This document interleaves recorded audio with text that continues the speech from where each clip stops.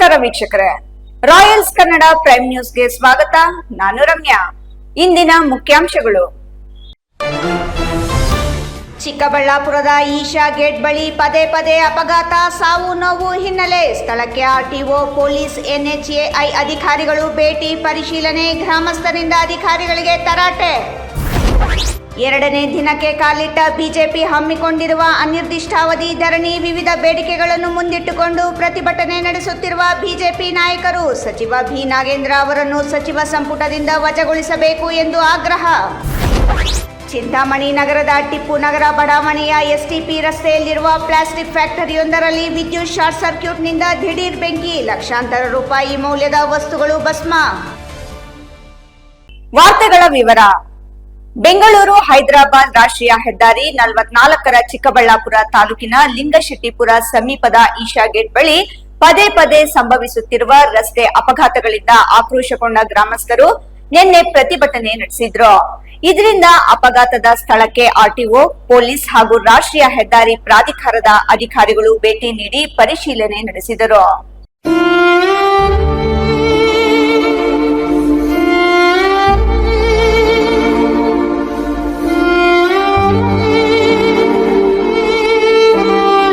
ಬೆಂಗಳೂರು ಹೈದರಾಬಾದ್ ರಾಷ್ಟ್ರೀಯ ಹೆದ್ದಾರಿ 44ರ ಚಿಕ್ಕಬಳ್ಳಾಪುರ ತಾಲೂಕಿನ ಲಿಂಗಶೆಟ್ಟಿಪುರ ಸಮೀಪದ ಈಶಾ ಗೇಟ್ ಬಳಿ ಪದೇ ಪದೇ ಸಂಭವಿಸುತ್ತಿರುವ ರಸ್ತೆ ಅಪಘಾತಗಳಿಂದ ಆಕ್ರೋಶಗೊಂಡ ಗ್ರಾಮಸ್ಥರು ನಿನ್ನೆ ಪ್ರತಿಭಟನೆ ನಡೆಸಿದ್ರು. ಇದರಿಂದ ಅಪಘಾತದ ಸ್ಥಳಕ್ಕೆ ಆರ್ಟಿಒ, ಪೊಲೀಸ್ ಹಾಗೂ ರಾಷ್ಟ್ರೀಯ ಹೆದ್ದಾರಿ ಪ್ರಾಧಿಕಾರದ ಅಧಿಕಾರಿಗಳು ಭೇಟಿ ನೀಡಿ ಪರಿಶೀಲನೆ ನಡೆಸಿದರು. ಈ ವೇಳೆ ಅಧಿಕಾರಿಗಳನ್ನು ತರಾಟೆಗೆ ತೆಗೆದುಕೊಂಡ ಗ್ರಾಮಸ್ಥರು ಕಳೆದ 2 ವರ್ಷಗಳಲ್ಲಿ ಇದೇ ಜಂಕ್ಷನ್ನಲ್ಲಿ 30ಕ್ಕೂ ಹೆಚ್ಚು ಮಂದಿ ರಸ್ತೆ ಅಪಘಾತಗಳಲ್ಲಿ ಮೃತಪಟ್ಟಿದ್ದರೂ ಶಾಶ್ವತ ಸುರಕ್ಷತಾ ಕ್ರಮ ಕೈಗೊಂಡಿಲ್ಲ ಎಂದು ಆರೋಪಿಸಿದರು. ಮೊನ್ನೆಯಷ್ಟೇ ಇದೇ ಸ್ಥಳದಲ್ಲಿ ನಡೆದ ಭೀಕರ ಅಪಘಾತದಲ್ಲಿ ಬೈಕ್ ಸವಾರರಿಬ್ಬರು ಮೃತಪಟ್ಟಿದ್ರು. ಈ ಜಂಕ್ಷನ್ ಅನ್ನು ತಕ್ಷಣವೇ ಸುರಕ್ಷಿತಗೊಳಿಸಬೇಕು, ವೇಗ ನಿಯಂತ್ರಣ ವ್ಯವಸ್ಥೆ ಅಳವಡಿಸಬೇಕು, ಎಚ್ಚರಿಕೆ ಸೂಚನಾ ಫಲಕಗಳನ್ನು ಅಳವಡಿಸಿ ವಾಹನ ಸಂಚಾರಕ್ಕೆ ಅಗತ್ಯ ಮೂಲಸೌಕರ್ಯ ಕಲ್ಪಿಸಬೇಕು ಎಂದು ಸ್ಥಳೀಯರು ಒತ್ತಾಯಿಸಿದರು. ಸುಮಾರು ಆಕ್ಸಿಡೆಂಟ್ಗಳಾಗ್ತದೆ. ಸುಮಾರು ಒಂದು 4-5 ವರ್ಷದಿಂದ ಒಂದು 15-20 ದತ್ತಾಗಿದ್ದಾವೆ. ಈ ಕಡೆ ಒಂದು ವರ್ಷದಿಂದ 4-5 ದತ್ತಾಗಿದ್ದಾವೆ. ಎಲ್ಲರಿಗೂ ನಾವು ಹೇಳಿದ್ವಿ, ಎಲ್ಲರಿಗೂ ಒಂದು ಅರ್ಜಿ ಕೊಟ್ಟಿದ್ದೀವಿ. ರಾಷ್ಟ್ರೀಯ ಹೆದ್ದಾರಿಯವ್ರು ಕೊಟ್ಟಿದ್ದೀವಿ, ನಮ್ಮ ಆರ್ ಟಿ ಒ ಸಾಹೇಬ್ರು ಕೊಟ್ಟಿದ್ದೀವಿ, ನಮ್ಮ MP ಸಾಹೇಬ್ರು ಕೊಟ್ಟಿದ್ದೀವಿ, ನಮ್ಮ MLA ಸಾಹೇಬ್ರು ಕೊಟ್ಟಿದ್ದೀವಿ, ಇಡೀ ತಾಲೂಕು ಇಲಾಖೆಗಳು ಎಷ್ಟು ಇಲಾಖೆಗಳಿದೆ ಎಲ್ಲರಿಗೂ ಕೊಟ್ಟಿದ್ದೀವಿ. ಎಲ್ಲರೂ ಕೊಟ್ಟರು ಸ್ವಲ್ಪ ಈ ಈಶಾ ಕಡೆಯಿಂದ ಸ್ವಲ್ಪ ಅವಾಯ್ಡ್ ಮಾಡಬೇಕು ಅಂತ ನಾವು ಅರ್ಜಿ ಕೊಟ್ಟಿದ್ವಿ. ಯಾರೂ ಮೊನ್ನೆ ಆಕ್ಸಿಡೆಂಟ್ 2 ಹೋಗಿದೆ. ನಿನ್ನೆ ಒಬ್ಬರು ದತ್ತಾಗಿದ್ದಾರೆ, ಮೊನ್ನೆ ಇಬ್ಬರು ದತ್ತಾಗಿದ್ದಾರೆ. ಅವ್ರು ಈ ಥರ ಸುಮಾರು ಆಕ್ಸಿಡೆಂಟ್ಗಳಿದೆ. ಸುಮಾರು ಕಾಲು ಮುಟ್ಕೊಂಡು, ಕೈ ಮುಟ್ಕೊಂಡು, ನಾವೇ ಹಾಸ್ಪಿಟ್ಲಿಗೆ ಕೂತ ನಾವೇ ಎತ್ಕೊಂಡಾಗ ಹಾಸ್ಪಿಟಲ್ ಸೇರಿಸ್ಕೊಂಡು ನಾವೇ ಬಂದಿದ್ದೀವಿ. ಈ ಥರ ಅವ್ರಿಗೂ ಹೇಳಿದ್ವಿ. ನಿನ್ನೆ ಹೋಗಿ ಈಶಾವರೆಗೆ ನಾವು ಸ್ವಲ್ಪ ಮಾಹಿತಿ ತಿಳಿಸಿ ಬಂದಿದ್ದೀವಿ. ಇವಾಗ ನಮ್ಮ ಇಲಾಖೆ ಇವರು, ನಮ್ಮ ಆರ್ ಟಿ ಒ ಸಾಹೇಬರು, ಸರ್ಕಾರ ಸಾಹೇಬರು, ನಮ್ಮ ಇಲಾಖೆಯವರು ಸ್ವಲ್ಪ ಎಲ್ಲ ಬಂದಿದ್ದಾರೆ. ಬಂದು ಅವರು ನಮ್ಗೆ ಹೇಳ್ಬಿಟ್ಟು ಹೋಗಿದ್ದಾರೆ, ನಮಗೆ ಸ್ವಲ್ಪ ತಿಳಿಸ್ಬಿಟ್ಟು ಹೋಗಿದ್ದಾರೆ, ಸ್ವಲ್ಪ ಅವಾಯ್ಡ್ ಮಾಡ್ಕೊಳ್ಳಿ, ನಾವು ಆದಷ್ಟು ನಾವು ಸಾಲ ಮಾಡ್ಕೊಡ್ತೀವಿ ಅಂತ ಹೇಳ್ಬಿಟ್ಟು ಹೋಗಿದ್ದಾರೆ. ಒಂದು 100 ಫೀಟ್ಸ್ ಮಾಡ್ಕೊಡಿ ಅಂತ ಕೇಳಿದ್ದೀವಿ, ಸ್ವಲ್ಪ ಸರ್ವಿಸ್ ರೋಡ್ ಮಾಡ್ಕೊಡಿ ಅಂತ ಹೇಳಿದ್ವಿ. ಇಲ್ಲ ಸರ್, ಏನು ನಮ್ಗೆ ಆಕ್ಸಿಡೆಂಟ್ ಆಗದೇ ಇದ್ರೆ ಸಾಲ್ವ್ ಮಾಡಿದ್ರೆ ಸಾಕು. ನಮಗೆ ಏನೇನು ಮಾಡಬೇಕು ಅಂತ ಸರ್, ಸ್ವಲ್ಪ ನಮ್ಗೆ ಒಂದು 100 ಫೀಟ್ಸ್ ಬೇಕು. ಇವಾಗ ಇಮಿಡಿಯೇಟ್ಲಿ ಒಂದು 100 ಫೀಟ್ಸ್ ಮಾಡಬೇಕು, ಅಂಡರ್ ಪಾಸ್ ಮಾಡಬೇಕು, ಸ್ವಲ್ಪ ಸರ್ವಿಸ್ ರೋಡ್ ಮಾಡಬೇಕು. ಆ ಕಡೆ ಈ ಕಡೆ ಎಲ್ಲ ಆಗಲ್ಲ, ಓಡಾಡೋದಕ್ಕೆ ಸ್ವಲ್ಪ ಅವೇಡ್ ಆಗಲ್ಲ ಗಾಡಿಗಳು. ಇವಾಗೂ ನಾವು ಸರ್ ರಾಷ್ಟ್ರೀಯ ಹೆದ್ದಾರಿವರೆಗೂ ನಾವು ಹೇಳಿದ್ವಿ, ಸುಮಾರು ಸ್ವಲ್ಪ ಸರ್ವಿಸ್ ರೋಡ್ ಮಾಡಿಕೊಡಿ ಅಂತ. ಇವಾಗಲೂ ನಾವು ಮಾಡಿಕೊಡಿಲ್ಲ. ಅವರು ನಾವೆಲ್ಲ ತಿಳಿಸಿದ್ವಿ, ಸಂಬಂಧಪಟ್ಟ ಅಧಿಕಾರಿಗಳು ನಾವು ತಿಳಿಸಿದ್ವಿ. ಮೋಹನ್ ಕುಮಾರ್, ರಾಯಲ್ಸ್ ಕನ್ನಡ, ಚಿಕ್ಕಬಳ್ಳಾಪುರ. ನಾವೆಲ್ಲ ಗಾಡಿಗಳಲ್ಲಿ ಜಾಮ್ ಆಗಿ ರಜಾ ದಿವಸ ಭಾನುವಾರ ಶನಿವಾರ ಇವಾಗ ರಜಾ ಆಗುತ್ತಲ್ಲ, ಅವತ್ತು ಫುಲ್ಲು ಜಾಮ್ ಆಗುತ್ತೆ. ನಾವೇ ಬಂದ್ಬೇಕು.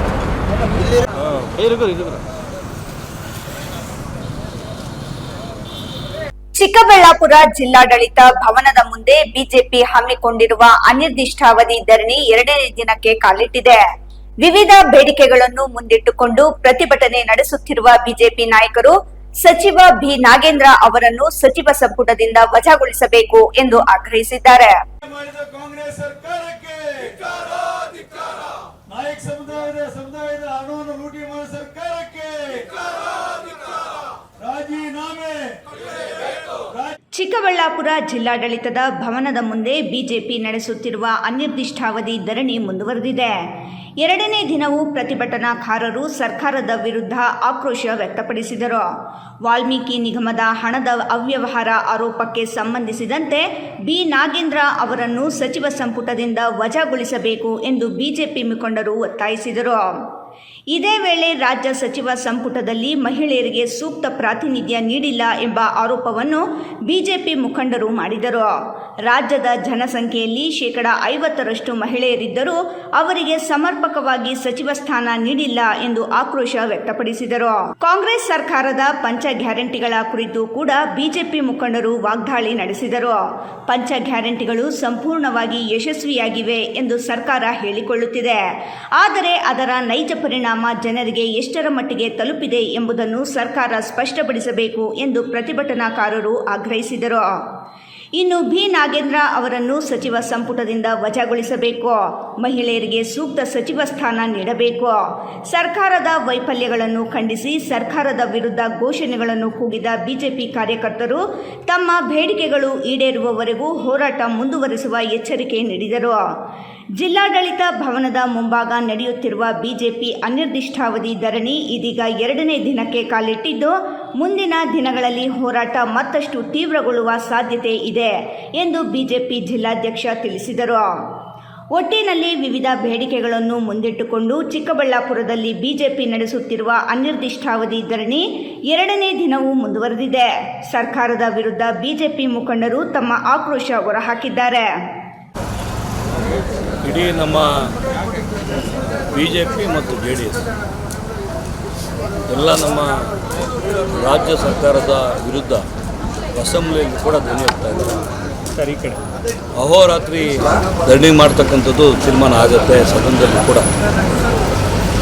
ಇಡೀ ಕರ್ನಾಟಕದಲ್ಲಿ ಎಲ್ಲ ಜಿಲ್ಲಾ ಕೇಂದ್ರಗಳಲ್ಲಿ ಜಿಲ್ಲಾಧಿಕಾರಿಗಳ ಕಚೇರಿಯ ಮುಂಭಾಗದಲ್ಲಿ ಏಕಕಾಲಕ್ಕೆ ನಿನ್ನೆ ಚಾಲನೆ ಕೊಟ್ಟಿರ್ತಕ್ಕಂಥದ್ದಾಗಿದೆ.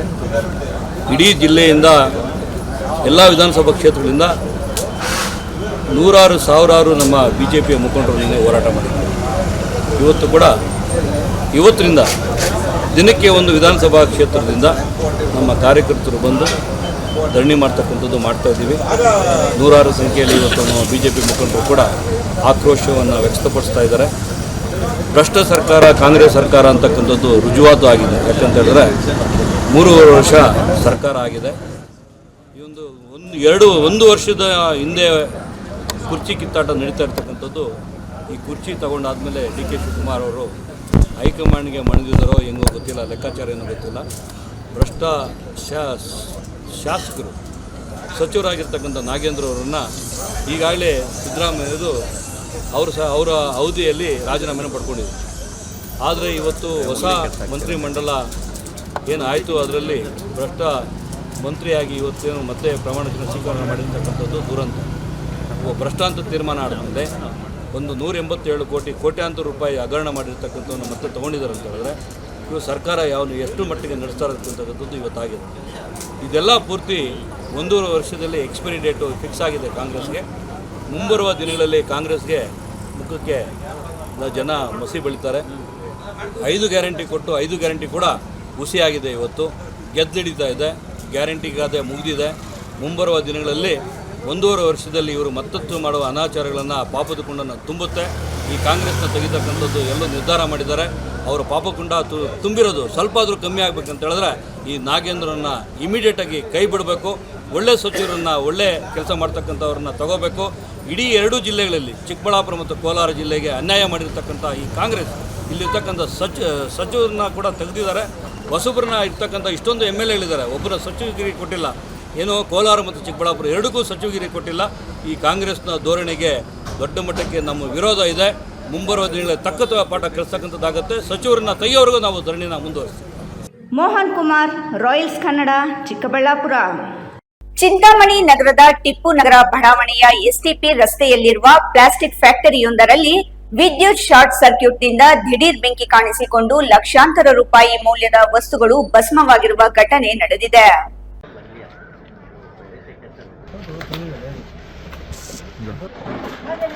ಪ್ಲಾಸ್ಟಿಕ್ ಫ್ಯಾಕ್ಟರಿಯು ನಗರದ MG ರಸ್ತೆಯಲ್ಲಿರುವ ಫ್ರೆಂಡ್ಸ್ ಇಲಿಯಾಸ್ ಎಂಬುವರಿಗೆ ಸೇರಿದ್ದಾಗಿದೆ. ಶಾರ್ಟ್ ಸರ್ಕ್ಯೂಟ್ನಿಂದ ಉಂಟಾದ ಬೆಂಕಿ ಕ್ಷಣಾರ್ಧದಲ್ಲೇ ಇಡೀ ಫ್ಯಾಕ್ಟರಿಯಾದ್ಯಂತ ವ್ಯಾಪಿಸಿದ್ದು, ಒಳಗಿದ್ದ ಅಪಾರ ಪ್ರಮಾಣದ ಪ್ಲಾಸ್ಟಿಕ್ ಕಚ್ಚಾ ವಸ್ತುಗಳು ಹಾಗೂ ಯಂತ್ರೋಪಕರಣಗಳು ಸುಟ್ಟು ಕರಕಲಾಗಿವೆ. ಇದರಿಂದಾಗಿ ಮಾಲೀಕರಿಗೆ ಸುಮಾರು ಲಕ್ಷಾಂತರ ರೂಪಾಯಿ ನಷ್ಟ ಸಂಭವಿಸಿದೆ ಎಂದು ಅಂದಾಜಿಸಲಾಗಿದೆ. ಗೋಡೌನಿಗೆ ಬೆಂಕಿ ತಗುಲಿದ ಕಾರಣ ಅಕ್ಕಪಕ್ಕದ ಮನೆಯವರು ಗಾಬರಿಗೊಂಡಿದ್ದಾರೆ. ಇನ್ನು ಇದಕ್ಕೆ ಪ್ಲಾಸ್ಟಿಕ್ ಗೋಡೌನ್ ನಡೆಸಲು ನಗರಸಭೆಯಿಂದ ಅನುಮತಿ ಪಡೆದಿದ್ದಾರೋ ಇಲ್ಲವೋ ಎಂದು ಇನ್ನೂ ತಿಳಿದು ಬಂದಿಲ್ಲ. ವಿಷಯ ತಿಳಿಯುತ್ತಿದ್ದಂತೆಯೇ ಸ್ಥಳಕ್ಕೆ ಅಗ್ನಿಶಾಮಕ ದಳದ ಸಿಬ್ಬಂದಿ ಹಾಗೂ ಸ್ಥಳೀಯ ಪೊಲೀಸರು ಭೇಟಿ ನೀಡಿದ್ದಾರೆ. ಅಗ್ನಿಶಾಮಕ ಸಿಬ್ಬಂದಿ ಸತತ ಕಾರ್ಯಾಚರಣೆ ನಡೆಸಿ ಬೆಂಕಿಯನ್ನು ಹತೋಟಿಗೆ ತರುವಲ್ಲಿ ಯಶಸ್ವಿಯಾಗಿದ್ದಾರೆ. ಘಟನಾ ಸ್ಥಳಕ್ಕೆ ಪೊಲೀಸರು ಪರಿಶೀಲನೆ ನಡೆಸಿದ್ದು, ಈ ಸಂಬಂಧ ಪ್ರಕರಣ ದಾಖಲಿಸಿಕೊಂಡು ಮುಂದಿನ ತನಿಖೆ ಕೈಗೊಂಡಿದ್ದಾರೆ. ಇಮ್ರಾನ್ ಖಾನ್, ರಾಯಲ್ಸ್ ಕನ್ನಡ, ಚಿಂತಾಮಣಿ. ಇದೀಗ ಸಣ್ಣದೊಂದು ವಿರಾಮ. ವಿರಾಮದ ನಂತರ ರಾಯಲ್ಸ್ ಕನ್ನಡ ಪ್ರೈಮ್ ನ್ಯೂಸ್ ಮುಂದುವರಿಯುತ್ತದೆ. ನಮಸ್ಕಾರ ಕರ್ನಾಟಕ. ಮದ್ಯಪಾನ ಮಾಡಿ ಪ್ರತಿದಿನ ನಿಮ್ಮ ಮನೆಯಲ್ಲಿ ಜಗಳ ಕಿರಿಕಿರಿ ಮಾಡುತ್ತಿದ್ದಾರೆಯೇ? ಎಷ್ಟೇ ಪ್ರಯತ್ನ ಮಾಡಿ ಯಾವುದೇ ನಾಟಿ ಔಷಧಿ ಕೊಡಿಸಿದರೂ ಪ್ರಯೋಜನವಾಗುತ್ತಿಲ್ಲವೇ? ಎಲ್ಲಾ ದೇವರ ಮೊರೆ ಹೋದರೂ ಡ್ರಿಂಕ್ಸ್ ಮಾಡುವುದನ್ನು ಬಿಡಿಸಲು ನಿಮಗೆ ಸಾಧ್ಯವಾಗುತ್ತಿಲ್ಲವೇ? ಆಣೆ ಪ್ರಮಾಣ ಮಾಡಿಯೂ ಸಹ ಎಣ್ಣೆ ಹೊಡೆಯೋದನ್ನ ಸ್ಟಾಪ್ ಮಾಡ್ತಿಲ್ಲವೇ? ಗುಟ್ಕಾ, ತಂಬಾಕು, ಬೀಡಿ, ಸಿಗರೆಟ್ ಹವ್ಯಾಸದಿಂದ ದೂರ ಬರಲು ಸಾಧ್ಯವಾಗುತ್ತಿಲ್ಲವೇ? ಮತ್ತೇಕೆ ತಡ? ಈಗಲೇ ಟಿವಿ ಸ್ಕ್ರೀನ್ ಮೇಲೆ ಡಿಸ್ಪ್ಲೇ ಆಗುತ್ತಿರುವ ಮೊಬೈಲ್ ನಂಬರ್ಗೆ ಕಾಲ್ ಮಾಡಿ ಯಾವುದೇ ರೀತಿಯ ಸೈಡ್ ಎಫೆಕ್ಟ್ ಇಲ್ಲದ 100% ಹರ್ಬಲ್, GMP ಸರ್ಟಿಫೈಡ್ ಮತ್ತು ಕ್ಲಿನಿಕಲಿ ಅಪ್ರೂವ್ಡ್ ಆಗಿರುವ ಔಷಧಿಯನ್ನ ಬುಕ್ ಮಾಡಿ. ನಿಮ್ಮ ದುಶ್ಚಟಗಳನ್ನ ದೂರ ಮಾಡಿ ಆರೋಗ್ಯಕರ ಜೀವನವನ್ನ ನಿಮ್ಮದಾಗಿಸಿಕೊಳ್ಳಿ. Mobile number 9739952121.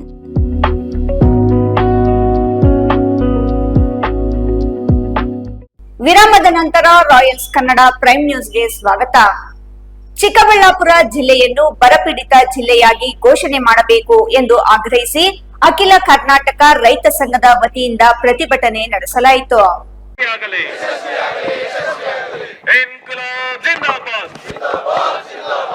ರೈತ ವಿರೋಧಿ ಕೇಂದ್ರ ಮತ್ತು ರಾಜ್ಯ ಸರ್ಕಾರಕ್ಕೆ ಹೇಳಿದಿಕ್ಕಾರ. ರೈತ ವಿರೋಧಿ ಕೇಂದ್ರ ಮತ್ತು ರಾಜ್ಯ ಸರ್ಕಾರಕ್ಕೆ ಹೇಳಿದಿಕ್ಕಾರ. ಚಿಕ್ಕಬಳ್ಳಾಪುರ ಜಿಲ್ಲಾಡಳಿತ ಭವನದ ಮುಂದೆ ನಡೆದ ಪ್ರತಿಭಟನೆಯಲ್ಲಿ ರೈತರು ಸರ್ಕಾರದ ವಿರುದ್ಧ ಆಕ್ರೋಶ ವ್ಯಕ್ತಪಡಿಸಿ ರೈತರ ಸಮಸ್ಯೆಗಳಿಗೆ ತಕ್ಷಣ ಸ್ಪಂದಿಸುವಂತೆ ಒತ್ತಾಯಿಸಿದರು. ಜಿಲ್ಲೆಯಲ್ಲಿ 90% ಜಮೀನುಗಳಲ್ಲಿ ಬಿತ್ತನೆ ಕಾರ್ಯ ನಡೆದಿಲ್ಲ. ಮಳೆ ಕೊರತೆಯಿಂದಾಗಿ ಜಾನುವಾರುಗಳಿಗೆ ಮೇವು ಮತ್ತು ಕುಡಿಯುವ ನೀರಿನ ಸಮಸ್ಯೆ ಎದುರಾಗಿದೆ ಎಂದು ರೈತರು ಆರೋಪಿಸಿದರು. ರೈತರ ಸಾಲ ಮನ್ನಾ ಮಾಡಬೇಕು, ಬೆಳೆ ವಿಮೆ ಯೋಜನೆಯಡಿ ಎಲ್ಲ ರೀತಿಯ ಬೆಳೆಗಳನ್ನು ಸೇರ್ಪಡೆ ಮಾಡಬೇಕು ಎಂದು ಆಗ್ರಹಿಸಿದರು. ಇದರ ಜೊತೆಗೆ ರಸಗೊಬ್ಬರ, ಪೆಟ್ರೋಲ್ ಹಾಗೂ ಡೀಸೆಲ್ ಬೆಲೆಯನ್ನು ಕಡಿಮೆ ಮಾಡಬೇಕು. ರೈತರ ಸಂಕಷ್ಟಕ್ಕೆ ಸರ್ಕಾರ ಕೂಡಲೇ ಸ್ಪಂದಿಸಿ ಅಗತ್ಯ ಪರಿಹಾರ ಕ್ರಮಗಳನ್ನು ಕೈಗೊಳ್ಳಬೇಕು ಎಂದು ಪ್ರತಿಭಟನಾಕಾರರು ಒತ್ತಾಯಿಸಿದರು. ಜಿಲ್ಲಾ ಸಮಿತಿ ನೇತೃತ್ವದಲ್ಲಿ ಜಿಲ್ಲಾಧಿಕಾರಿಗಳ ಕಚೇರಿ ಮುಂದೆ ಇವತ್ತು ಹೋರಾಟವನ್ನು, ಧರಣಿ ಸತ್ಯಾಗ್ರಹವನ್ನು ನಾವು ಹಮ್ಮಿಕೊಂಡಿದ್ದೀವಿ.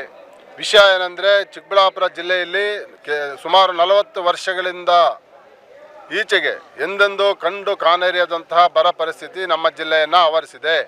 ಇಲ್ಲಿ 95% ಪ್ರದೇಶದಲ್ಲಿ ಈಗ ಆಗಸ್ಟ್ ತಿಂಗಳು ಬಂದರೂ ಸಹ ಇದುವರೆಗೂ ಬಿತ್ತನೆ ಮಾಡಲಿಕ್ಕಾಗಿಲ್ಲ. ಬಿತ್ತನೆ ಮಾಡಿರ್ತಕ್ಕಂಥ 5% ಪ್ರದೇಶದಲ್ಲೂ ಸಹ ಮೊಳಕೆ ಬರದೆ ಇವತ್ತು ಸಂಪೂರ್ಣವಾಗಿ ಬೆಳೆ ನಷ್ಟ ಆಗಿದೆ. ಇವತ್ತು ಮಳೆಯಾಶ್ರಿತವಾಗಿರ್ತಕ್ಕಂಥ ಸಣ್ಣ ರೈತರು, ಅತಿ ಸಣ್ಣ ರೈತರು, ಹಿಂದುಳಿದ ರೈತರು, ಬಡ ರೈತರು, ದಲಿತರು ಎಲ್ಲರೂ ಕೂಡ ಇವತ್ತು ಮಳೆ ಅಭಾವದಿಂದ ಇವತ್ತು ಸಂಪೂರ್ಣವಾಗಿ ನಷ್ಟಕ್ಕೀಡಾಗಿದ್ದಾರೆ, ಸಾಲಗಾರರಾಗಿದ್ದಾರೆ. ಜೀವನ ಮಾಡೋಕ್ಕೆ ಇವತ್ತು ಸಂಕಷ್ಟ ಬಂದಿದೆ. ಕೃಷಿ ಕಾರ್ಮಿಕರಿಗೆ ಸರಿಯಾದಂಥ ಕೂಲಿ ಸಿಗ್ತಾ ಇಲ್ಲ. ಗುಳೆ ಹೋಗುವಂಥ ಪರಿಸ್ಥಿತಿ ಇವತ್ತು ರೈತರದು, ಸಣ್ಣ ರೈತರದು, ಬಡ ರೈತರದು, ಕೂಲಿ ಕಾರ್ಮಿಕರದು ಆಗಿದೆ. ಇಂತಹ ಪರಿಸ್ಥಿತಿಯಲ್ಲಿ ಕೇಂದ್ರ ರಾಜ್ಯ ಸರ್ಕಾರಗಳು ಯಾವುದೇ ರೀತಿಯ ಬರ ಪರಿಹಾರ ಯೋಜನೆಗಳನ್ನು ಜಾರಿ ಮಾಡದೇ ಇರುವುದರ ವಿರುದ್ಧ ಇವತ್ತು ಹಲವಾರು ನಾವು ಹಕ್ಕೊತ್ತಾಯಗಳಿಗಾಗಿ ಹೋರಾಟವನ್ನು ಮಾಡ್ತಾ ಇದ್ದೀವಿ. ಪ್ರಮುಖವಾಗಿ ಜಿಲ್ಲೆಯನ್ನು ಬರಪೀಡಿತ ಜಿಲ್ಲೆಯಿಂದ ಘೋಷಣೆ ಮಾಡಬೇಕು. ಘೋಷಣೆ ಮಾಡಿದ್ರೆ ಸಾಲದು, ನಿಜವಾದಂಥ ಪರಿಹಾರಗಳನ್ನು ನೀಡಬೇಕು. ರೈತರ ಸಾಲ ಮನ್ನಾ ಮಾಡಬೇಕು. ಏನೆಲ್ಲ ರೈತರು ನಷ್ಟ ಅನುಭವಿಸಿದರೆ ಇವತ್ತು ಭೂಮಿ ಉತ್ತಲಿಕ್ಕಾಗಿ, ಇವತ್ತು ರಸಗೊಬ್ಬರಗಳಿಗಾಗಿ, ಗೊಬ್ಬರಕ್ಕಾಗಿ ಮತ್ತು ಬಿತ್ತನೆ ಬೀಜಗಳಿಗಾಗಿ ಹಲವಾರು ಸಾವಿರಾರು ರೂಪಾಯಿ ಈಗಾಗಲೇ ನಷ್ಟಕ್ಕೀಡಾಗಿದ್ದಾರೆ. ಎಲ್ಲವನ್ನೂ ಸಹ ಸರಿಯಾದ ಲೆಕ್ಕಾಚಾರ ಮಾಡಿ ವೈಜ್ಞಾನಿಕ ರೀತಿಯಲ್ಲಿ ರೈತರಿಗೆ ಬೆಲೆ ನಷ್ಟ ಪರಿಹಾರವನ್ನು ನೀಡಬೇಕು. ಜಿಲ್ಲೆಯನ್ನು ಬರಪೀಡಿತ ಜಿಲ್ಲೆಯಾಗಿ ಘೋಷಿಸಿ ರೈತರಿಗೆ ಸೂಕ್ತ ಪರಿಹಾರ ಹಾಗೂ ಅಗತ್ಯ ಸೌಲಭ್ಯಗಳನ್ನು ಒದಗಿಸುವಂತೆ ಸರ್ಕಾರಕ್ಕೆ ಮನವಿ ಮಾಡಿದರು. ಮೋಹನ್ ಕುಮಾರ್, ರಾಯಲ್ಸ್ ಕನ್ನಡ, ಚಿಕ್ಕಬಳ್ಳಾಪುರ. ಚಿಕ್ಕಬಳ್ಳಾಪುರ ತಾಲೂಕಿನ ದಿನ್ನೂರು ಗ್ರಾಮದ ಮೂರ್ತಿ ಎಂಬುವವರು ಸೆಂಟ್ರಿಂಗ್ ಕೆಲಸ ಮಾಡುವಾಗ ಮನೆಯ ಮೇಲಿಂದ ಬಿದ್ದು ಬೆನ್ನುಮೂಳೆಗೆ ಗಂಭೀರವಾಗಿ ಗಾಯಗೊಂಡು ಕೆಲಸಕ್ಕೆ ಹೋಗಲಾರದೆ ಸಂಕಷ್ಟದಲ್ಲಿದ್ದಾರೆ. ಈ ವೇಳೆ ಶಾಸಕ ಪ್ರದೀಪ್ ಈಶ್ವರ್ ಅವರು ಮೂರ್ತಿಗೆ ಅಂಗಡಿ ಹಾಕಿಕೊಡುವ ಭರವಸೆ ನೀಡಿದ್ರಂತೆ. ಆದರೆ ಆ ಭರವಸೆ ಈಡೇರಿಲ್ಲ ಎಂಬ ಆರೋಪ ಕೇಳಿಬಂದಿದೆ. ಇದೀಗ ಮೂರ್ತಿಯ ಕಷ್ಟಕ್ಕೆ ಸ್ಪಂದಿಸಿರುವ ಹರೀಶ್ ಕೆ ರೆಡ್ಡಿ ಚಿಲ್ಲರೆ ಅಂಗಡಿ ಆರಂಭಿಸಲು ಅಗತ್ಯವಿರುವ ದಿನಸಿ ಸಾಮಗ್ರಿಗಳನ್ನು ನೀಡಿ ನೆರವಾಗಿದ್ದಾರೆ.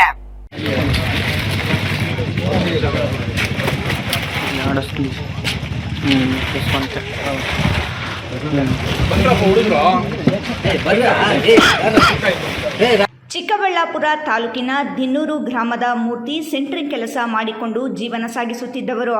ಕೆಲಸ ಮಾಡುವ ವೇಳೆ ಮನೆಯ ಮೇಲಿಂದ ಬಿದ್ದು ಬೆನ್ನು ಮೂಳೆಗೆ ಗಾಯಗೊಂಡ ಪರಿಣಾಮ ಕೆಲಸಕ್ಕೆ ತೆರಳಲಾಗದ ಪರಿಸ್ಥಿತಿ ನಿರ್ಮಾಣವಾಗಿದೆ.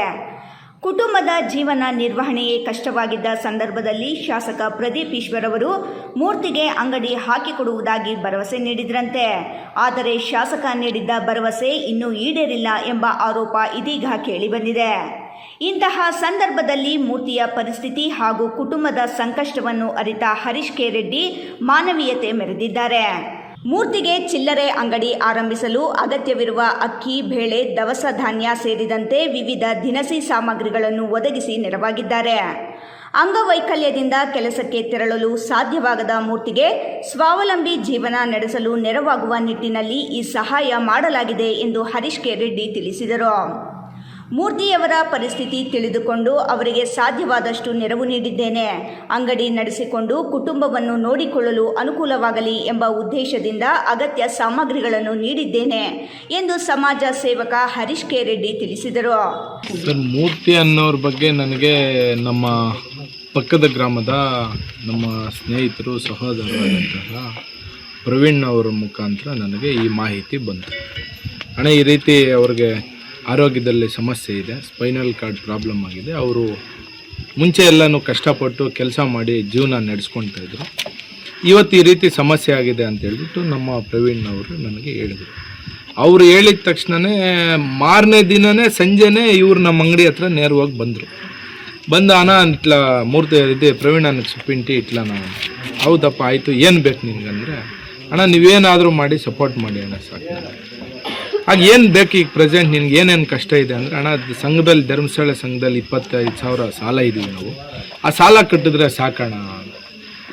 ಒಂದು ಕೆಲಸ ಮಾಡಪ್ಪ, ಆಯಿತು ನಾವು ಸಾಲ ನೇರವಾಗಿ ಅವ್ರಿಗೆ ಕಟ್ತೀವಿ ಅಂತ ನಾನು ಕ್ರಾಸ್ ಕ್ವಶನ್ ಮಾಡಿದೆ, ನಿಜನ ಸುಳ್ಳು ತಿಳ್ಕೊಬೇಕಂತ. ಹ್ಞೂ ಅಣ್ಣ, ಅವ್ರಿಗೆ ನೇರವಾಗಿ ಕಟ್ಟಿ ಅಂತ.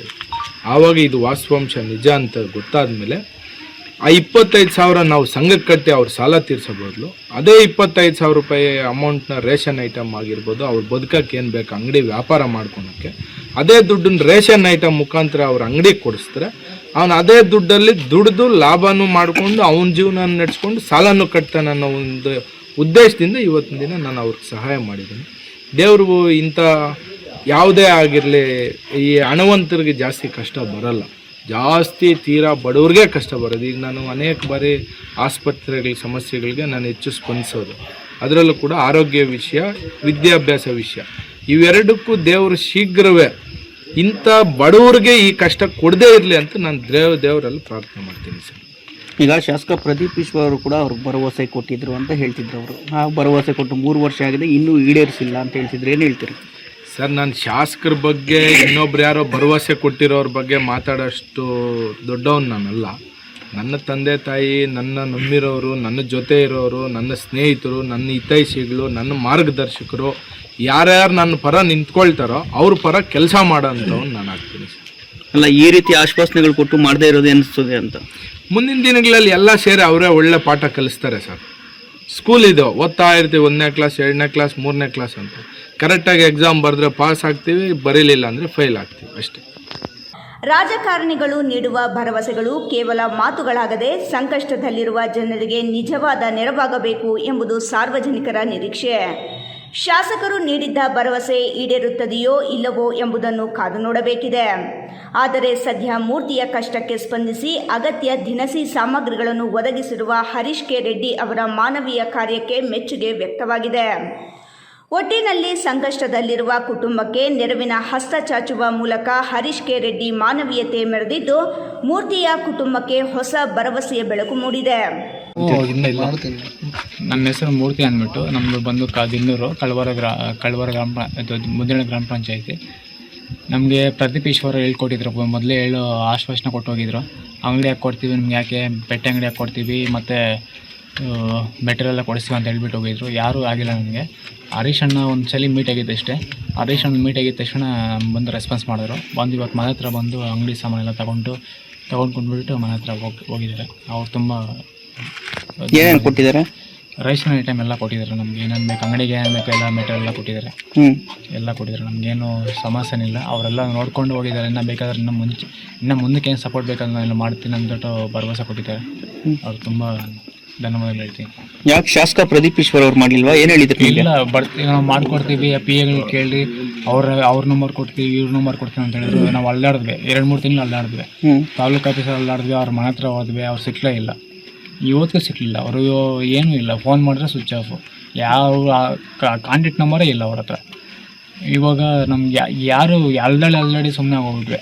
ಲಾಸ್ಟಲ್ಲಿ ನಮ್ಗೆ ಹರೀಶ್ ಅಣ್ಣ ಸಿಕ್ಕಿದ್ರು. ಅವರಿಂದ ನಮಗೆ ಸ್ವಲ್ಪ ಅನುಕೂಲ ಆಯಿತು. ಏನು ಸಮಸ್ಯೆ ಆಗಿರೋದಣ್ಣ ನಿಮಗೆ? ನಾವು ಸ್ಪೈನಲ್ ಕಾರ್ಡ್ ಪೇಷಂಟ್ ಅಣ್ಣ. ಬಿಲ್ಡಿಂಗ್ ಮೇಲೆಯಿಂದ ಬಿದ್ದೋಗಿ ಸ್ಪೈನಲ್ ಕಾರ್ಡ್ ಬೆಂಡ್ ಮೇಲೆ ಮುರಿದೋಗಿದೆ. ಆ ಸಮಸ್ಯೆ ಎಲ್ಲ ಹೇಳಿದ್ರು. ಕೆಲಸ ಕೊಡಿಸೋಣ ಅಂತ ಹೇಳಿದ್ರು, ಎಲ್ಲ ಹೇಳಿದ್ರು. ಬಟ್ ಏನೂ ಮಾಡಿಕೊಟ್ಟಿಲ್ಲ ನಮಗೆ. ಏನು ಮಾಡಿಕೊಟ್ಟಿಲ್ಲ. ಬಟ್ ಎಲ್ಲ ಭರವಸೆಲ್ಲ ಹೇಳಿದ್ರು, ಏನೂ ಮಾಡಿಕೊಟ್ಟಿಲ್ಲ ಸರ್. ಪ್ಲಾಸ್ಟಿಕ್ ಬಳಕೆ ಮತ್ತು ಮಾರಾಟವನ್ನು ನಿಯಂತ್ರಿಸುವ ನಿಟ್ಟಿನಲ್ಲಿ ಬಾಗೇಪಲ್ಲಿ ಪುರಸಭೆ ಮುಖ್ಯಾಧಿಕಾರಿ ರುದ್ರಮ್ಮ ಶರಣಪ್ಪ ಮತ್ತು ಸಿಬ್ಬಂದಿ ಪಟ್ಟಣದಲ್ಲಿ ಅಂಗಡಿಗಳ ಮೇಲೆ ದಾಳಿ ನಡೆಸಿ ಅಪಾರ ಪ್ರಮಾಣದ ಪ್ಲಾಸ್ಟಿಕ್ ವಸ್ತುಗಳನ್ನು ವಶಪಡಿಸಿಕೊಂಡಿದ್ದಾರೆ.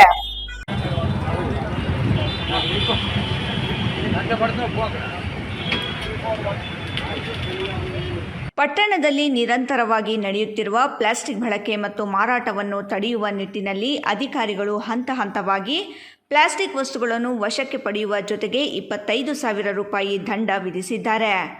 ಪಟ್ಟಣದಲ್ಲಿರುವ ಅಂಗಡಿ ಹಾಗೂ ವಾಣಿಜ್ಯ ಕೇಂದ್ರಗಳ ಮೇಲೆ ಕಾರ್ಯಾಚರಣೆ ನಡೆಸಿ ಸುಮಾರು 150 ಕೆಜಿಗೂ ಹೆಚ್ಚಿನ ಪ್ರಮಾಣದ ಪ್ಲಾಸ್ಟಿಕ್ ಕವರ್, ಗ್ಲಾಸ್ ಸೇರಿದಂತೆ ಮತ್ತಿತರ ಪರಿಕರಗಳನ್ನು ವಶಕ್ಕೆ ತೆಗೆದುಕೊಂಡಿದ್ದಾರೆ.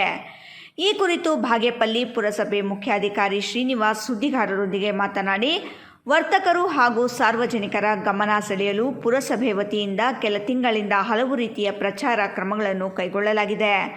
ಆದರೂ ಪ್ಲಾಸ್ಟಿಕ್ ಬಳಕೆ ಮತ್ತು ಮಾರಾಟ ನಿರಂತರವಾಗಿ ನಡೆಯುತ್ತಲೇ ಇದೆ. ಸಾರ್ವಜನಿಕರು ಹಾಗೂ ವರ್ತಕರಿಂದ ನಿರೀಕ್ಷಿತ ಮಟ್ಟದಲ್ಲಿ ಸ್ಪಂದನೆ ಸಿಗುತ್ತಿಲ್ಲ ಎಂದು ವಿಷಾದ ವ್ಯಕ್ತಪಡಿಸಿದರು. ಕಾನೂನು ಉಲ್ಲಂಘಿಸುವವರ ವಿರುದ್ಧ ಕಠಿಣ ಕ್ರಮಗಳನ್ನು ಜರುಗಿಸಲು ಗಂಭೀರ ಚಿಂತನೆ ನಡೆಸಲಾಗಿದೆ. ಪುರಸಭೆ ವ್ಯಾಪ್ತಿಯಲ್ಲಿ ಪ್ಲಾಸ್ಟಿಕ್ ವಸ್ತುಗಳ ತಯಾರಿಕೆ, ಮಾರಾಟ, ಬಳಕೆ, ದಾಸ್ತಾನು ಇಡುವುದು, ಸಾಗಿಸುವುದನ್ನು ಕಡ್ಡಾಯವಾಗಿ ನಿಷೇಧಿಸಲಾಗಿದೆ ಎಂದರು. ಈ ಸಂದರ್ಭದಲ್ಲಿ ಪುರಸಭೆ ವ್ಯವಸ್ಥಾಪಕ ಅಥಾವುಲ್ಲಾ, ಹಿರಿಯ ಆರೋಗ್ಯ ನಿರೀಕ್ಷಕ ಮಾರೇಗೌಡ, ಮೇಲ್ವಿಚಾರಕ ಜಾವಿದ್, ಸಿಬ್ಬಂದಿ ಚಿಕ್ಕ ಗಂಗರತ್ನಮ್ಮ, ನಂದಿನಿ, ಗಂಗೋತ್ರಿ, ಮಂಜುಳಾ, ಆಯಿಷಿ ಸೇರಿದಂತೆ ಮತ್ತಿತರರು ಇದ್ದರು. ಗ್ಯಾಪ್ ಕೊಟ್ಟು ಮತ್ತೆ ನಾವು ಇವತ್ತು ರೈಡಿಂಗ್ ಮಾಡಿದ್ವಿ. ಫುಟ್ಪಾತ್ ನೋಡ್ಕೊಂಡು ಫುಟ್ಪಾತ್ ಮೇಲೆ ಇದ್ದಂಥವ್ರಿಗೆಲ್ಲ ವಾರ್ನ್ ಕೊಟ್ಟು ಸ್ವಲ್ಪ ದಂಡ ಹಾಕಂತ ಬಂದ್ವಿ. ಅದೇ ರೀತಿ ಪ್ಲಾಸ್ಟಿಕ್ ರೈಡು ಮಾಡಿದ್ವಿ. ಒಂದ್ ಕಡೆ 3,000 ರೂಪಾಯಿ ಅಷ್ಟು ದಂಡ ಹಾಕಿದ್ವಿ. ಇವತ್ತು ಇಲ್ಲಿ ದೊಡ್ಡ ಮಟ್ಟದಲ್ಲಿ ಸುಮಾರು ಹೆಚ್ಚು ಕಮ್ಮಿ ಒಂದು 100ರಿಂದ 150 ಕೆಜಿ ಅಷ್ಟು ನಿಷೇಧಿತ ಪ್ಲಾಸ್ಟಿಕ್ ಮಾರಾಟ ಮಾಡೋದು ಅಂಗಡಿಲಿ ಸಿಕ್ಬಿದ್ದಿದೆ ಗೋಡೌನಲ್ಲಿ. ಅದಷ್ಟನ್ನು ಸೀಸ್ ಮಾಡ್ಕೊಂಡು ಅವರಿಗೆ ಸುಮಾರು 25,000 ಅಷ್ಟು ದಂಡ ಹಾಕಿದೀವಿ. ಇವತ್ತು ಇನ್ಮೇಲೆ ಅವರು ಇದನ್ನು ವ್ಯಾಪಾರ ಮಾಡಬಾರ್ದು ಅಂತ ದಂಡನೂ ಹಾಕಿದ್ದೀವಿ. ನೆಕ್ಸ್ಟ್ ಟೈಮು ಇದೇ ರೀತಿ ಅವರು ಮುಂದುವರಿಸಿದ್ರೆ ದಂಡದ ಜೊತೆ FIR ಅನ್ನು ಬುಕ್ ಮಾಡಲು ನಿಮ್ಮ ಅನುಸಾರ ಕ್ರಮ ತಗೊಂತೀವಿ. ನಾವು 150 ಕೆಜಿ ಮೇಲಿದೆ. ವೇಯ್ ಮಾಡಿಬಿಟ್ಟು ನಾವು ಅದನ್ನ ಕಟ್ ಮಾಡಿ ಬಂದ್ ಮಾಡ್ತೀವಿ, ಡಿಸ್ಪೋಸ್ ವೈಜ್ಞಾನಿಕವಾಗಿ ಡಿಸ್ಪೋಸ್ ಮಾಡ್ತೀವಿ.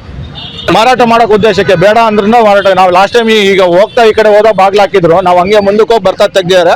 ಹಾಗಾಗಿ ಎಲ್ಲ ಸೀಸ್ ಮಾಡಿದ್ದೀವಿ. ಇವತ್ತು ರೈಡ್ ಮಾಡಿ ಮೇಲ್ಗಡೆ ಗೋಡೌನಲ್ಲಿ ಇಷ್ಟಕ್ಕೊಂದು ಸಿಕ್ಕಿದೆ. ಫ್ರಂಟ್ ಏನು ಇಟ್ಟಿರಲಿಲ್ಲ, ಗೋಡೌನೆಲ್ಲ ಚೆಕ್ ಮಾಡಿದಾಗ ಇಷ್ಟಕ್ಕೊಂದು ಸಿಕ್ಕಿದೆ. ಹಾಗಾಗಿ ಅದನ್ನ ಇದು ಮಾಡಿದ್ವಿ.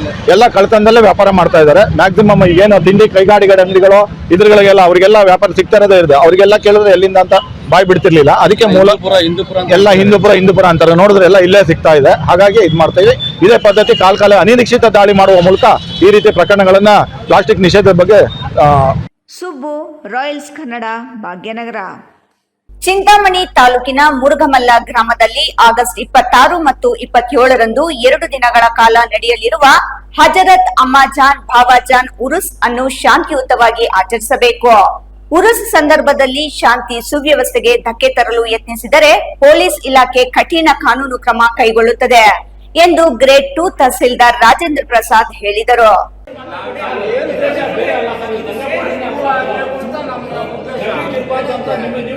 ಮುರುಗಮಲ್ಲ ಮುರುಗಮಲ್ಲ ಗ್ರಾಮದ ದರ್ಗಾದಲ್ಲಿ ಉರುಸ್ ಹಿನ್ನೆಲೆಯಲ್ಲಿ ಆಯೋಜಿಸಿದ್ದ ಶಾಂತಿ ಸಮಿತಿ ಸಭೆಯಲ್ಲಿ ಮಾತನಾಡಿದರು. ಮುರುಗಮಲ್ಲ ಉರುಸ್ ದೇಶ ವಿದೇಶಗಳಲ್ಲಿ ಪ್ರಸಿದ್ಧಿ ಪಡೆದಿದೆ. ರಾಜ್ಯ ಹಾಗೂ ಹೊರ ರಾಜ್ಯಗಳಿಂದಲೂ ಲಕ್ಷಾಂತರ ಭಕ್ತರು ಆಗಮಿಸುತ್ತಾರೆ. ಉರುಸ್ ಕಾರ್ಯಕ್ರಮದಲ್ಲಿ ಭಾಗವಹಿಸುವ ಸಾರ್ವಜನಿಕರು ಭಕ್ತಾದಿಗಳು ಶಾಂತಿಯುತವಾಗಿ ಹಾಗೂ ವಿಜೃಂಭಣೆಯಿಂದ ಉರುಸು ನಡೆಯಲು ಸಹಕರಿಸಬೇಕು. ಭಾಗವಹಿಸುವ ಪ್ರತಿಯೊಬ್ಬರೂ ತಮ್ಮ ಜೊತೆಯಲ್ಲಿ ಆಧಾರ್ ಕಾರ್ಡ್ ಕಡ್ಡಾಯವಾಗಿ ತರಬೇಕು ಎಂದು ಸೂಚಿಸಿದರು. ಭಕ್ತಾದಿಗಳು ದರ್ಗಾ ಸಮೀಪ ಇರುವ ಕೆರೆ, ಕುಂಟೆಗಳು, ಬೆಟ್ಟಗಳ ಕಡೆ ಹೋಗುವುದನ್ನು, ಪ್ಲಾಸ್ಟಿಕ್ ಬಳಕೆ ಮಾಡುವುದನ್ನು ಕಡ್ಡಾಯವಾಗಿ ನಿಷೇಧಿಸಲಾಗಿದೆ. ಭಕ್ತಾದಿಗಳು ಇದಕ್ಕೆ ಸಹಕರಿಸಬೇಕು. ದರ್ಗಾ ಆವರಣದಲ್ಲಿ ಸ್ವಚ್ಛತೆಯನ್ನು ಕಾಪಾಡಬೇಕು. ತಮ್ಮ ಜೊತೆಯಲ್ಲಿ ತಂದಿರುವ ಮಕ್ಕಳನ್ನು ಎಲ್ಲೆಂದರಲ್ಲಿ ಬಿಡಬಾರದು ಎಂದು ಹೇಳಿದರು. ಒಂದು ವೇಳೆ ಯಾರಾದರೂ ಪ್ಲಾಸ್ಟಿಕ್ ಬಳಕೆ ಮಾಡಿದರೆ, ಶಾಂತಿ ಸುವ್ಯವಸ್ಥೆಯನ್ನು ಹಾಳು ಮಾಡಲು ಪ್ರಯತ್ನಿಸಿದರೆ ಅಂಥವರ ವಿರುದ್ಧ ಎಫ್ಐಆರ್ ದಾಖಲಿಸಿ ಶಿಸ್ತು ಕ್ರಮ ಜರುಗಿಸಲು ಪೊಲೀಸ್ ಇಲಾಖೆಗೆ ಶಿಫಾರಸು ಮಾಡಲಾಗುವುದು ಎಂದು ಹೇಳಿದರು. ಗ್ರಾಮದಲ್ಲಿ ಹಿಂದೂ ಮುಸ್ಲಿಮರು ಒಟ್ಟಿಗೆ ಸೇರಿ ಶಾಂತಿಯುತವಾಗಿ ಉರುಸ್ ಆಚರಿಸುವುದು ಬಹಳ ವರ್ಷಗಳಿಂದ ನಡೆದುಕೊಂಡು ಬಂದಿದೆ. ಧಾರ್ಮಿಕ ಸಾಮರಸ್ಯಕ್ಕೆ ತೊಂದರೆ ಆಗದಂತೆ ನಡೆದುಕೊಳ್ಳಬೇಕು. ಈ ವೇಳೆ ಮಾತನಾಡಿದ ಕೆಂಚಾರ್ಲಹಳ್ಳಿ ಪೊಲೀಸ್ ಠಾಣೆಯ ಇನ್ಸ್ಪೆಕ್ಟರ್ ನಾರಾಯಣಸ್ವಾಮಿ, ಉರುಸ್ಗೆ ಬರುವ ಯುವಕರು ದಾರಿಯಲ್ಲಿ ಬೈಕ್ ವೀಲಿಂಗ್ ಮಾಡಿದರೆ ಪೊಲೀಸ್ ಇಲಾಖೆ ಅವರ ಮೇಲೆ ಸೂಕ್ತ ಕಾನೂನು ಕ್ರಮ ಜರುಗಿಸುತ್ತದೆ. ಕಾನೂನನ್ನು ಕೈಗೆ ತೆಗೆದುಕೊಳ್ಳಲು ಹೋಗಬಾರದು ಎಂದು ತಿಳಿಸಿದರು. ರಿಕ್ವೈರ್ಮೆಂಟ್ ಕೊಡ್ತಾರೆ. ನೀವು ಎಸ್ಟಿಮೇಷನ್ ಕೊಟ್ಟಿದ್ದೀರಾ ಆಲ್ಮೋಸ್ಟ್ ಅಲ್ಲೂ. ಆ ರಿಕ್ವೈರ್ಮೆಂಟ್ ಪ್ರಕಾರ ವ್ಯವಸ್ಥೆ ಮಾಡಿಕೊಂಡು ಸ್ವಲ್ಪ ಇದಾಯ್ತಲ್ಲ. ಮತ್ತು ಇನ್ನೂ ಒಂದು ನೀರಿನ ವ್ಯವಸ್ಥೆಗೆ ಸರ್, ಕುಡಿಯೋ ವ್ಯವಸ್ಥೆಗೆ ಅವಾಗಲೇ ಹೇಳಿದಂಗೆ ಇಬ್ಬರನ್ನ ನೀವು ಪರ್ಟಿಕ್ಯುಲರ್ ಆಗಿ ಆ ವಾಟ್ರು ಎಷ್ಟಿದೆ ಎಷ್ಟಿಲ್ಲ, ಏನಾಗ್ತಾ ಇದೆ ಏನಿಲ್ಲ ಅಂತ ನೋಡಿಕೊಂಡು ಇನ್ಫಾರ್ಮೇಷನ್ ಮಾಡ್ಕೊಳ್ಳೋದಕ್ಕೆ ಇಬ್ಬರು ಸ್ಟಾಫ್ನ ಅದಕ್ಕೆ ಸಪ್ರೇಟ್ ನೀವು ಇದು ಮಾಡಬೇಕು. ಕುಡಿಯೋ ನೀರಿಗೆ ಯಾವುದೇ ಕಾರಣಕ್ಕೂ ಯಾರಿಗೂ ತೊಂದರೆ ಆಗದಿರೋ ಇರಬೇಕು. ಕ್ಲೀನ್ನೆಸ್ ಬಗ್ಗೆ ದಯವಿಟ್ಟು ಆ ನೀರು ಕೂಡ ಅಷ್ಟೇ ಒಂದು ನೋಡ್ಕೊಳ್ಳಿ. ಆರೋಗ್ಯ ಈಗ ಮೈಕ್ಸ್ ನೀವು ಮಾಡೇ ಮಾಡ್ತೀರಾ, ಬಟ್ ಒಂದು ಅನೌನ್ಸ್ಮೆಂಟ್ಗೆ ಅದು ಯಾಕಂದರೆ 24/7 ಇರಬೇಕು, ಆಯ್ತಲ್ಲ. ಮೈಕ್ ನೋಡ್ಕೊಳ್ಳಿ. CC ಕ್ಯಾಮ್ರಾ ಕೂಡ ಹೇಳಿದ್ದಾರೆ. CC ಕ್ಯಾಮ್ರಾ ಬಗ್ಗೆ, ಲೈಟಿಂಗ್ ಬಗ್ಗೆ ಮತ್ತು ಲೈಟಿಂಗ್ ಬಗ್ಗೆ ಎಲ್ಲ ಅವಾಗಲೇ ಹೇಳಿದ್ದೀನಿ. ನೀವೆಲ್ಲ ನೀವು ಹೋಗಿ ಒಂದ್ಸತಿ ನೋಡಿಕೊಂಡು ಅಲ್ಲಿ ವ್ಯವಸ್ಥೆ ಮಾಡ್ಕೊಳ್ಳಿ. ಪಾರ್ಕಿಂಗ್ ವ್ಯವಸ್ಥೆ ಪ್ರೈವೇಟ್ ವೆಹಿಕಲ್ಸ್ಗೆ ಅದಕ್ಕೊಂದು. ಈ ಸಂದರ್ಭದಲ್ಲಿ ಚಿಕ್ಕಬಳ್ಳಾಪುರ ವಕ್ಫ್ ಜಿಲ್ಲಾಧಿಕಾರಿ ಶಂಸುಲ್ ಮೊಯಿಸ್, ಬಟ್ಲಹಳ್ಳಿ ಠಾಣೆಯ ಸಬ್ ಇನ್ಸ್ಪೆಕ್ಟರ್ ಶಿವಕುಮಾರ್, ತಾಲೂಕು ಆರೋಗ್ಯಾಧಿಕಾರಿ ರಾಮಚಂದ್ರ ರೆಡ್ಡಿ, ದರ್ಗಾ ಮೇಲ್ವಿಚಾರಕ ತಯ್ಯೂಬ್ ನವಾಜ್, ವಕ್ಫ್ ಅಧಿಕಾರಿ ನವಾಜ್, ಆರ್ ಮಂಜುಳಾ, ಉಪ ತಹಸೀಲ್ದಾರ್ ಜಯರತ್ನಮ್ಮ, ಗ್ರಾಮ ಪಂಚಾಯಿತಿ ಅಭಿವೃದ್ಧಿ ಅಧಿಕಾರಿ ಸುರೇಶ್, ಅಗ್ನಿಶಾಮಕ ದಳದ ಅಧಿಕಾರಿ ಲೋಕೇಶ್, ಉರುಸ್ ದರ್ಗಾ ಕಮಿಟಿ ಉಪಾಧ್ಯಕ್ಷ ಮಹಮ್ಮದ್ ಗೌಸ್, ಕಾರ್ಯದರ್ಶಿ ಆರೀಫ್ ಖಾನ್, ಅಲಬ್ ಖಾಶ್, ಬಶೀರ್, ಹೋಟೆಲ್ ಬಾಬು, ಹಫ್ಜರ್, ಅಮೀರ್ ಜಾನ್, ಜಬಿ, ಮೂರ್ತಿ, ನವಾಸ್, ಮುನಿರಾಜು, ಪ್ಯಾರೆಜಾನ್, ಅತ್ತಾವುಲ್ಲಾ ಮತ್ತಿತರರು ಭಾಗವಹಿಸಿದ್ದರು. ಮುರುಗಮಲ್ಲದಲ್ಲಿ ಅಮ್ಮಾಜಾನ್ ಬಾವಾಜಾನ್ ಉರ್ಸ್ ಕಾರ್ಯಕ್ರಮ ಇದೆ. ಈ ತಿಂಗಳ 26, 27 ಅಂದರೆ ಉರ್ಸ್ ಅಂತ ಹೇಳಲ್ಲ ಇಲ್ಲಿ ಯಾಕಂದರೆ ಎಲ್ಲರೂ ಸೇರಿ ಹಿಂದೂ ಮುಸ್ಲಿಮ್ಸ್ ಸಿಖ್ಸ್ ಆಗಿ ಅವರೆಲ್ಲ ಸೇರಿ ಒಂದು ಹಬ್ಬ ಅಂತಾರೆ. ಯಾರು ಉರ್ಸ್ ಅಂತ ಹೇಳಲ್ಲ. ಸಾವಿರಾರು ಜನ ಬರೋ ಜಾಗ ಇದು, ಎಲ್ಲರೂ ಬರ್ತಾರೆ. ಅದರಿಂದ ದಯವಿಟ್ಟು ಇನ್ನೊಂದೇನಂದರೆ ನಾನು ಮನವಿ ಮಾಡೋ ಜನಗಳಲ್ಲಿ ಬರೋವರು ತಮ್ಮ ಆಧಾರ್ ಕಾರ್ಡು ಅದೆಲ್ಲ ತಗೊಂಡು ಬನ್ನಿ. ಮತ್ತು ಇಲ್ಲಿ ಬಂದ ಮೇಲೆ ಸ್ವಚ್ಛತೆಯನ್ನು ಕಾಪಾಡಬೇಕು. ಆಮೇಲೆ ಮಕ್ಕಳನ್ನ ಸ್ವಲ್ಪ ತಾವೇ ನೀವು ಹೇಳಬೇಕು, ಅಲ್ಲಿ ಕುಂಟೆ ಬಾವಿ ಇರ್ತದೆ, ಆ ಕಡೆ ಹೋಗಬಾರ್ದು, ವೀಲಿಂಗ್ ಮಾಡಬಾರ್ದು ಅಂತ ದಯವಿಟ್ಟು ನೀವು ಹೇಳಿ. ಯಾಕಂದರೆ ಪೊಲೀಸವರು ಇವತ್ತು ಮೀಟಿಂಗ್ ನಡೆದಿತ್ತು, ಆ ಮೀಟಿಂಗ್ನಲ್ಲಿ ಹೇಳಿದ್ದಾರೆ. ಮತ್ತೆ ಅವ್ರು ಇದು ಮಾಡಿದ್ರೆ ಅವ್ರೇನು ಕ್ರಮ ತಗೋಬೇಕು, ಕ್ರಮ ತಗೊಳ್ತಾರೆ. ಅದರಿಂದ ದಯವಿಟ್ಟು ಬರೋರು ಭಕ್ತಾದಿಗಳು ಇದರಿಂದ ದಯವಿಟ್ಟು ಅದು ಗಮನ ಇರಲಿ. ಯಾಕಂದರೆ ಈ ಜಾಗ ನಾವು ಬರೋದು ದೇವರ ಹತ್ರ ಕೇಳ್ಕೊಳಕ್ಕೆ ಬರ್ತೀರಿ, ನಾವು ತಗೊಂಡು ಹೋಗ್ಬೇಕು. ಮತ್ತು ಇನ್ನೊಂದೊಂದು ವಿಶೇಷವಾಗಿ ನಾನು ಹೇಳೋದೇನೆಂದರೆ, ನಮ್ಮ ಚಿಕ್ಕಬಳ್ಳಾಪುರ ತಾಲೂಕು ಕೋಲಾರ ಡಿಸ್ಟಿಕಲ್ಲಿ ಮಳೆ ಹವಾಬ ಇದೆ. ಅದರಿಂದ ನಾವೆಲ್ಲರೂ ಸೇರಿ ಅಮ್ಮಾಜಾನ್ ಬಾವಾಜಾನ್ ಹತ್ರ ಕೇಳಿಕೊಂಡು ಅವರು ದೇವರ ಹತ್ರ ಕೇಳಿ ಈ ನಮ್ಮ 2 ತಾಲೂಕನ್ನು ಮಳೆ ಬರಲಿ ಅಂತಬಿಟ್ಟು. ಯಾಕಂದರೆ ಜನ ಅದು ಯಾರು ಅಂತ ಆ ಕಡೆ ಒಂದು ಹೋಗ್ತಾರೆ, ನೀರು ಕುಡಿತಾರೆ, ಜಾನುವಾರುಗಳು ಎಲ್ಲಿ ಕುಡಿಬೇಕು? ಅದರಿಂದ ದಯವಿಟ್ಟು ಆ ದೇವರ ಹತ್ರ ಪ್ರಾಣಿಗಳು ಅವ್ರನ್ನ ನೀರಿಲ್ಲ, ಆ ನೀರಿನ ಇದರಿಂದ ದೇವ್ರ ಹತ್ರ ನಾವು ಅಮ್ಮಾಜನ್ ಬಾವಜನ ಹತ್ರ ಪ್ರಾರ್ಥನೆ ಮಾಡಿ, ಅವರು ದೇವ್ರ ಹತ್ರ ಪ್ರಾರ್ಥನೆ ಮಾಡಿ ನಮ್ಮ ಎರಡು ಜಿಲ್ಲೆಗಳನ್ನು ಮಳೆ ಬಂದಾಗ ಮಾಡಲಿ ಅಂತ ಈ ಉರ್ಸಲ್ಲಿ ನಾವೆಲ್ಲರೂ ಅವ್ರ ಹತ್ರ ಇದು ಮಾಡೋಣ. ಅದರಿಂದ ದಯವಿಟ್ಟು ನೀವು ಕೇಳಿ, ನಾವು ನಮ್ಮ ಕಂಪ್ನಿಯಿಂದನೂ ನಾವು ಕೇಳ್ತೀನಿ. ಈ ಕಂಪ್ನಿ ದರ್ಗಾ ಕಂಪ್ನಿ, ನಾನು ವೈಸ್ ಪ್ರೆಸಿಡೆಂಟು. ನಾವು ಕಂಪ್ನಿ ಪರವಾಗಿ ನಾವು ನಿಮಗೆ ಬರೋ ಭತ್ತಗಳಿಗೆ ಎಲ್ಲ ಸವಲತ್ತು ಇದೆ. ಏನು ಪೆಂಡಾಲ್ ಇದೆ, 27ನೇ ತಾರೀಕು ಖವಾಲಿ ಇದೆ, ಊಟದ ವ್ಯವಸ್ಥೆ ಇರ್ತದೆ, ನೀರನ್ನು ಇರ್ತದೆ, ಎಲ್ಲ ಇರ್ತದೆ. ನಾವು ಬರೋರು ನಮ್ಮ ಸ್ವಚ್ಛತೆಯನ್ನು ನಾವು ಕಾಪಾಡ್ಕೋಬೇಕು, ನಾವು ಕ್ಲೀನ್ ಮಾಡಬೇಕು. ಈ ಜಾಗ ಅಂತದ್ದು ಅಂದ್ಬಿಟ್ಟು ನಮ್ಮ ಮನಸ್ಸಲ್ಲಿ ಬರಬೇಕು. ನಾವು ಬಂದರೆ ಅದೇ ಸ್ವಚ್ಛತೆ ಇರ್ತದೆ. ಅದರಿಂದ ದಯವಿಟ್ಟು ತಾವು ಬರೋರೆಲ್ಲ ನಿಮ್ಗೆ ಗೊತ್ತಿದೆ, ಜಾಸ್ತಿ ನಾವೇನು ಹೇಳೋಷ್ಟಿಲ್ಲ, ನಿಮಗೂ ಎಲ್ಲ ಗೊತ್ತಿರೋದು. ಇಲ್ಲಿ ಸಾವಿರಾರು ಜನ ಏನಂದರೆ ಬರ್ತಾರೆ. ಅವತ್ತು ಇದೇ ತಿಂಗಳ 26, 27 8ನೇ ತಿಂಗಳು 2026 ಈ ದಿನ. ಇಮ್ರಾನ್ ಖಾನ್, ರಾಯಲ್ಸ್ ಕನ್ನಡ, ಚಿಂತಾಮಣಿ. ಇದೀಗ ಸಣ್ಣದೊಂದು ವಿರಾಮ. ವಿರಾಮದ ನಂತರ ರಾಯಲ್ಸ್ ಕನ್ನಡ ಪ್ರೈಮ್ ನ್ಯೂಸ್ ಮುಂದುವರಿಯುತ್ತದೆ. ನಮಸ್ಕಾರ ಕರ್ನಾಟಕ. ಮದ್ಯಪಾನ ಮಾಡಿ ಪ್ರತಿದಿನ ನಿಮ್ಮ ಮನೆಯಲ್ಲಿ ಜಗಳ ಕಿರಿಕಿರಿ ಮಾಡುತ್ತಿದ್ದಾರೆಯೇ? ಎಷ್ಟೇ ಪ್ರಯತ್ನ ಮಾಡಿ ಯಾವುದೇ ನಾಟಿ ಔಷಧಿ ಕುಡಿಸಿದರೂ ಪ್ರಯೋಜನವಾಗುತ್ತಿಲ್ಲವೇ? ಎಲ್ಲಾ ದೇವರ ಮೊರೆ ಹೋದರೂ ಡ್ರಿಂಕ್ಸ್ ಮಾಡುವುದನ್ನು ಬಿಡಿಸಲು ನಿಮಗೆ ಸಾಧ್ಯವಾಗುತ್ತಿಲ್ಲವೇ? ಆಣೆ ಪ್ರಮಾಣ ಮಾಡಿಯೂ ಸಹ ಎಣ್ಣೆ ಹೊಡೆಯೋದನ್ನ ಸ್ಟಾಪ್ ಮಾಡ್ತಿಲ್ಲವೇ? ಗುಟ್ಕಾ, ತಂಬಾಕು, ಬೀಡಿ, ಸಿಗರೆಟ್ ಹವ್ಯಾಸದಿಂದ ದೂರ ಬರಲು ಸಾಧ್ಯವಾಗುತ್ತಿಲ್ಲವೇ? ಮತ್ತೇಕೆ ತಡ? ಈಗಲೇ ಟಿವಿ ಸ್ಕ್ರೀನ್ ಮೇಲೆ ಡಿಸ್ಪ್ಲೇ ಆಗುತ್ತಿರುವ ಮೊಬೈಲ್ ನಂಬರ್ಗೆ ಕಾಲ್ ಮಾಡಿ ಯಾವುದೇ ರೀತಿಯ ಸೈಡ್ ಎಫೆಕ್ಟ್ ಇಲ್ಲದ 100% ಹರ್ಬಲ್, GMP ಸರ್ಟಿಫೈಡ್ ಮತ್ತು ಕ್ಲಿನಿಕಲಿ ಅಪ್ರೂವ್ಡ್ ಆಗಿರುವ ಔಷಧಿಯನ್ನ ಬುಕ್ ಮಾಡಿ. ನಿಮ್ಮ ದುಶ್ಚಟಗಳನ್ನ ದೂರ ಮಾಡಿ ಆರೋಗ್ಯಕರ ಜೀವನವನ್ನ ನಿಮ್ಮದಾಗಿಸಿಕೊಳ್ಳಿ. Mobile number 9739952121.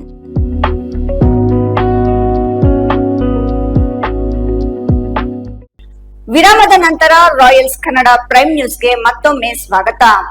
ಉತ್ತರಾಖಂಡದ ಹಲ್ದ್ವಾನಿಯ ರಾಮಲೀಲಾ ಮೈದಾನದಲ್ಲಿ ಕಾಂಗ್ರೆಸ್ ಅಧ್ಯಕ್ಷ ಮಲ್ಲಿಕಾರ್ಜುನ ಖರ್ಗೆ ಭಾಷಣ ಮಾಡಿದ್ದ ವೇದಿಕೆಯನ್ನು ಗಂಗಾಜಲ ಹಾಗೂ ಹವನದ ಮೂಲಕ ಶುದ್ಧೀಕರಣ ಮಾಡಿರುವುದು ಖಂಡಿಸಿ ನಗರದ ಮೆಕ್ಕೆ ವೃತ್ತದಲ್ಲಿ ಮಂಗಳವಾರ ದಲಿತ ಸಂಘರ್ಷ ಸಮಿತಿ ವತಿಯಿಂದ ಮಾನವ ಸರಪಣಿ ನಿರ್ಮಿಸಿ ಕಿಡಿಗೇಡಿಗಳನ್ನು ಬಂಧಿಸಬೇಕು ಎಂದು ಪ್ರತಿಭಟನೆ ನಡೆಸಿದರು. ಗೌರವಾನ್ವಿತ ಮಲ್ಲಿಕಾರ್ಜುನ ಖರ್ಗೆ ಅವಮಾನ ಮಾಡಿದಂತಹ ಶ್ರೀರಾಮ ಸೇನೆ ಮುಖ್ಯಸ್ಥನಿಗೆ,